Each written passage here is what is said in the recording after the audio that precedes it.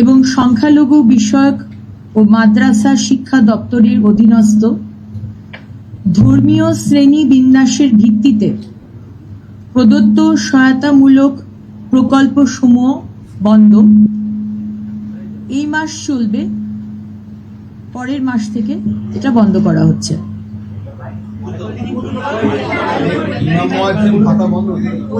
Details notification দেওয়া হবে, আপনারা তখন জানতে পেরে যাবেন।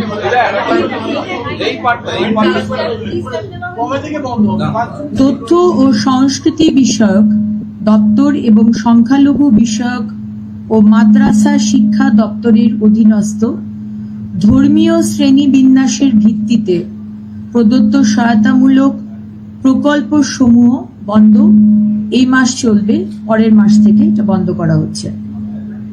ডিটেলস নোটিফিকেশন দেওয়া হবে, আপনারা জানতে পারবেন। একটা আওয়াজ হচ্ছে। নেক্সট হচ্ছে